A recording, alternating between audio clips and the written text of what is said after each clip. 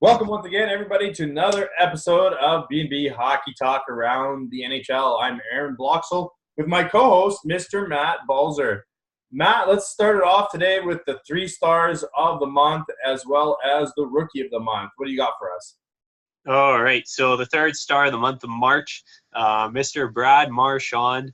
In 15 games, he had 9 goals and 23 points. And last night, he got his 100th point of the season. He's the first Boston Bruin to get 100 points in a season since Joe Thornton in 2002-03. Just crazy. He's just one of those, like I know as a Canuck fan, we hate him, but he is one of those, least talked about, top players in the NHL. It's just, his stats over the past few years have been, crazy. And even last year, if he wasn't for some suspensions and stuff, he would have been pushing for 100 points. The 2nd star of the month from the Columbus Blue Jackets, Sergei Bobrovsky. He went 9-4 in the month of March with a 1.74 goals against average, a .940 save percentage, and 4 shutouts, up to 36-24-1 on the season, a .913 save percentage, and 9 shutouts. As they keep battling for that final playoff spot. They had that loss to the Bruins last night, and Montreal won. So the playoff race keeps getting a little more interesting there. And the first we'll touch on that more in a bit because that's a great race in the East. And the 1st star of the month from the Edmonton Oilers, Connor McDavid. Probably the best goal I've seen in a long time, where he went through his legs against Dallas. Well, such a nice goal, just crazy good. In 14 games, he had 7 goals and 27 points. He's now up to 41 goals and 115 points. Those 41 goals matches career high from last year, while he continues to set a new career high in points this season. And for the rookie of the month, he's a multiple winner now. Jordan Binnington, the St. Louis Blues, went 6-3 this month with a .912 save percentage and a 2.37 goals against average, up to 22-5-1 on the season with 5 shutouts and a .928 save percentage. Those 22 wins match a Blues franchise record for most wins by a rookie goaltender, which he actually matches Jake Allen's mark, who is the other goalie on the Blues right now, as they continue to battle for that top spot in the Central Division. All right. Why don't you bring us up to date with a few more milestones as we're getting near the end of the season? More are happening. You already mentioned Marchand hitting 100 points, 5th player to do so this year. We both think or hoping there's a couple more as guys like Johnny Gaudreau and Nathan McKinnon are getting pretty close. But what else you got for us as far as stats? And I got one to add at the end. All right, sounds good. Patrick Kane with a goal and assist tonight got up to 107 points on the season, which is a new career high, passing his point total from the 2015-16 season where he had that Hart Trophy season where he had 106 points. John Tavares set a new career high in points as he's now up to 88 points, passing his career high of 86 points, and he's now at 47 goals this year as his push for 50 in his Leafs debut season. He might just get there.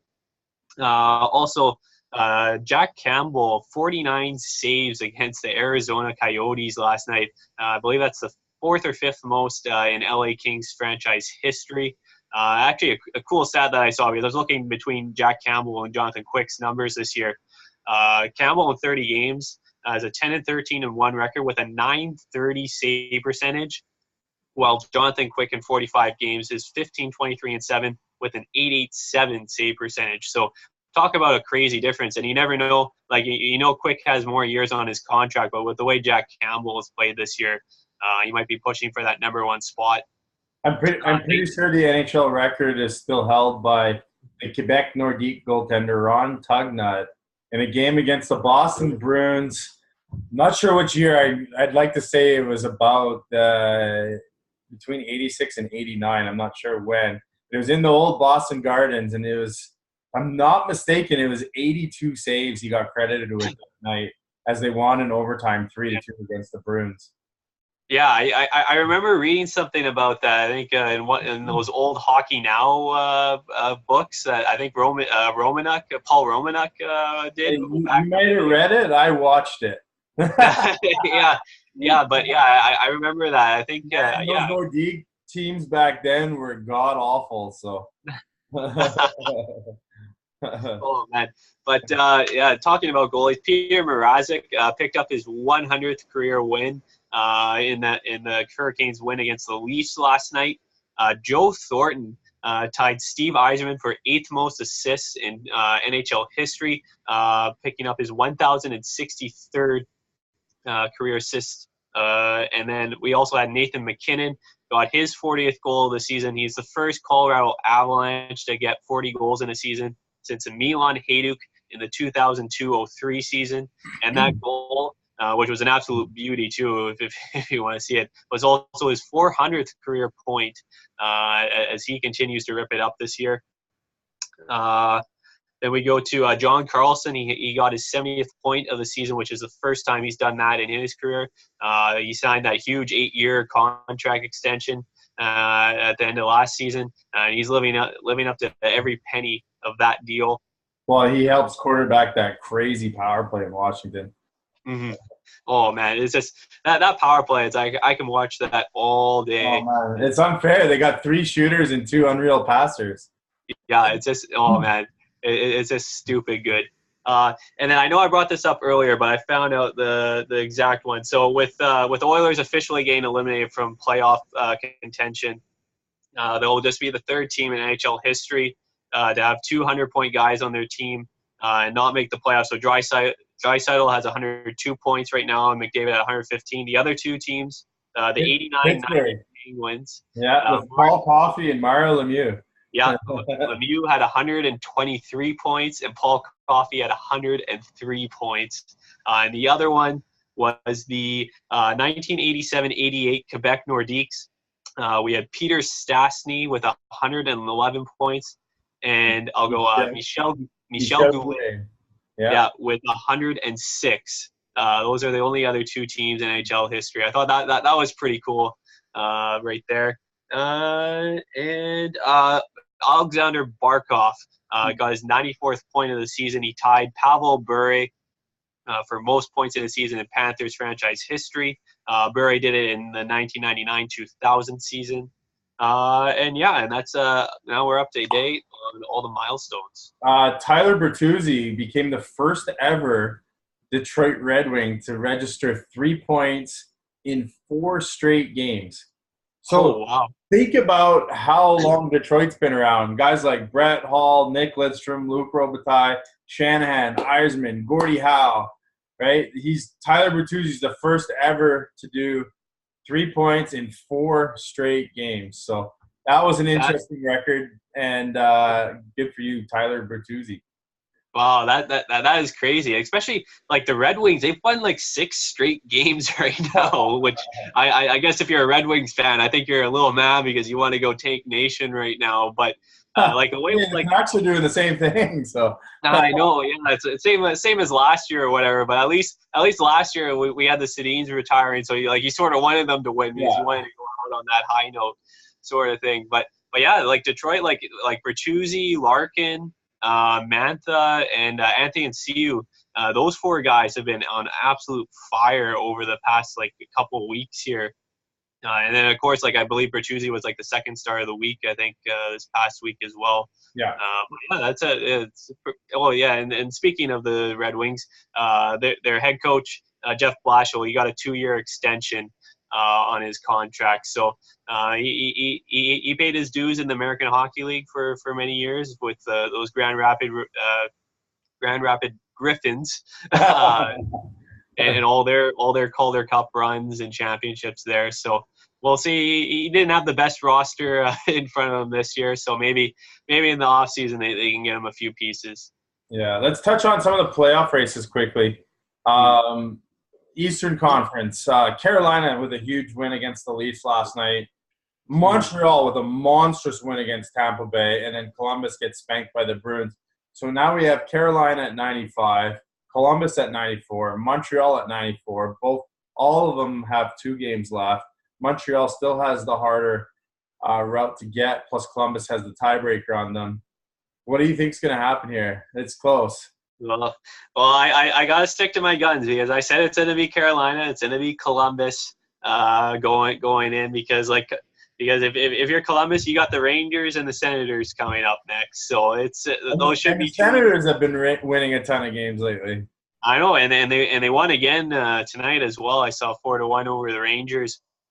And especially with the Rangers, you never know, they might pull one out because I think Lundqvist, I think it's been like 6 straight starts that he's missed to get to 450 wins in his career. So he's been trying to get to that milestone. So you never know. But with the way that's going, and then Carolina, as New Jersey and Philadelphia to finish the season, and Philadelphia hasn't been playing well of late. And New Jersey, well, it's that's New Jersey. They're just not good. And Montreal is in the playoffs right now. Like every game's a playoff game for them. Who would have thought at the beginning of the year Max Domi having such a great season with over 70 points now?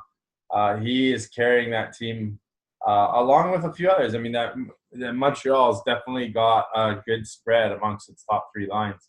Yeah, and talk about like Thomas Tatar. He's actually outproduced Max Pacioretty this year. That's been a huge pickup. And Brendan Gallagher, man, I love Brendan Gallagher. I think he's up to like 33 goals this year, and I think his cap hit's only like $3.25 million. So he's like one of the best deals in the NHL right now too. But yeah, they got a lot of pieces. It's a sort of like they don't have like that really big superstar like Max Domi's turning into that. But like Jonathan Drouin, he's really quieted down, but. They have a lot of pieces there where I'll be interested to see moving forward where exactly they go. Like, and then they keep adding younger guys like Kotkaniemi this year was actually a huge surprise. I didn't even know he was going to play in the NHL this year before the season, and he's had a decent rookie season as well. Well, Montreal's got a team of Michael Granlunds. The Blacks have Marcus Granlunds. The Montreal's got Michael Granlunds. Let's go over in the West. It looks like Colorado basically just needs a point now to get in. Arizona's all but done. But St. Louis, Nashville, Winnipeg, update us on those standings. Yeah, so Winnipeg's still at the top of the division with 96 points. Nashville's also at 96 points. And St. Louis, they lost in a shootout tonight to Chicago, so they're at 95. All 3 of those teams have played 80 games. The big thing here is that Winnipeg holds the tiebreaker on both of those teams because they have more regulation overtime wins over Nashville and St. Louis. I believe Winnipeg has 44, and then the other 2 have 41. So it's gonna be huge going down to see who exactly finishes in first place. But Winnipeg does control their own destiny in finishing in first. And especially if you're Winnipeg, you get first, then you're going to be playing Colorado most likely in that first round. But Colorado might not be a team that you want to run into in the first round. But especially with the way Grubauer has been playing, and then they got Landeskog back, and then I know Rantanen's been out for the last little bit. But if he comes back and they get the big guns going, and you got Tyson Barrie on that back end. You never know. Colorado, it's like because they gave Nashville that scare. I forget if that was last year or the year before. That was last year, yeah. Yeah, last year. They gave Nashville that little scare. So you never know. You might see an upset there. The NHL announced today that they're going to continue this playoff format now through 2021. I like it. I think it's a great playoff format. It was created to create rivalries. That's what we get. I mean, look at Toronto-Boston. I mean, they could be playing each other for the next 4 years in the first round. What are your thoughts on it? I still like the 1 to 8. I'd still rather much have that or have like the 2 division leaders as the top 2 teams and then do the next 6. But I think with getting the 1 year extension, because I think with the CBA it expires, I believe at the end of that season as well. They might put it in there when they redo things, and then you never know. Well, you can only hope that there isn't a lockout, but knowing Gary Bettman. Well, they may change. They may look and revisit that playoff format once Seattle comes in Mm. Now that there'll be 32 teams, that might be the time to do it. So good on them for announcing it. It Mm. just kind of puts to rest any speculation. So, well, Mm. we're out of time for tonight. Why don't you, anything left that you got to add in before we sign off? Yeah, so just a quick shout out to Greg Cunningham. He was skating out on a prosthetic leg today. And he If looked you have great. not, He looked great doing it. oh man, he was buzzing out there. If you have not heard Greg Cunningham's story, it's sort of crazy. I think he collapsed on the ice Yeah, before former a game. Vancouver Giant. So And then they had to end up amputating his leg. And I read his story on the Athletic and how close he actually came to dying. And just the procedure that they had to do it's crazy where he is now. It's just great to see. And also, I believe it's coming up on the 1 year the Humboldt Broncos bus crash. It's still pretty emotional when you think about it.